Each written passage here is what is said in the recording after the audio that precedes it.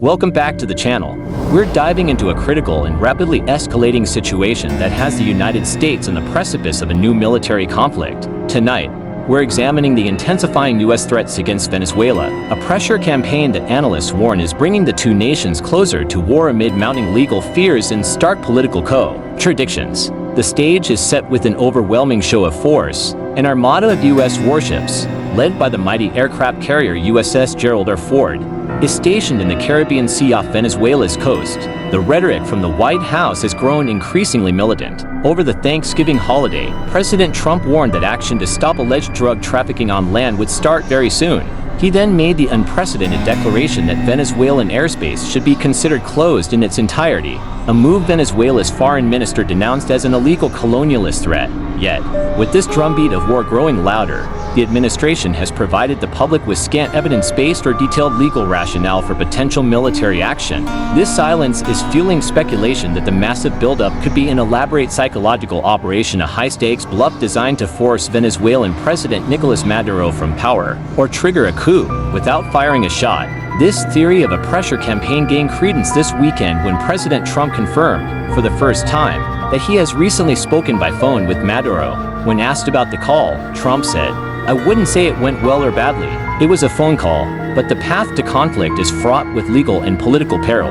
In Congress, a rare bipartisan effort is underway to scrutinize the administration's actions. Lawmakers are raising serious concerns about the legality of lethal strikes already conducted in the Caribbean against suspected drug vessels. A particularly alarming report suggests a double-tap strike in September, where a U.S. attack targeted a boat a second time after an initial strike.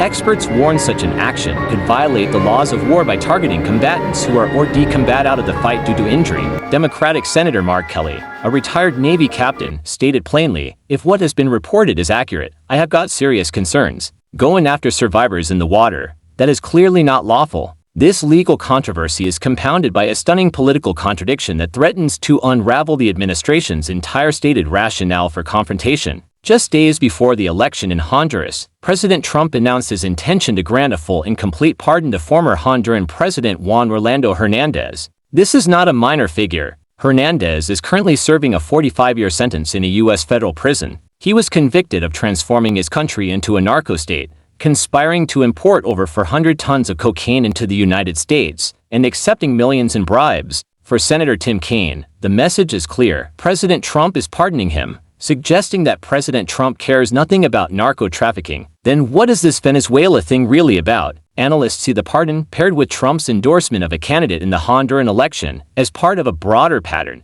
The administration is actively cultivating alliances with populist, strongman leaders across Latin America, like Nayib Bukele of El Salvador and Javier Milei of Argentina, while isolating leftist governments. So, what is the endgame? The administration faces a monumental political risk. Multiple polls show over 75% of Americans are opposed to military strikes in Venezuela, and the public has not been prepared for a new war. If this is a bluff, and Maduro calls it, Trump's authority could suffer a massive blow if he is forced to stand down. If it's not a bluff, the U.S. could be plunged into a complex, bloody conflict with unpredictable consequences, potentially triggering a new refugee crisis. The coming days will be decisive. The world is watching to see if this is the careful execution of a coercive diplomacy strategy or the reckless steps toward an unauthorized war. What do you think is the real objective behind these escalating threats? Share your analysis in the comments below. For continued coverage of this developing crisis, make sure to subscribe. Thanks for watching.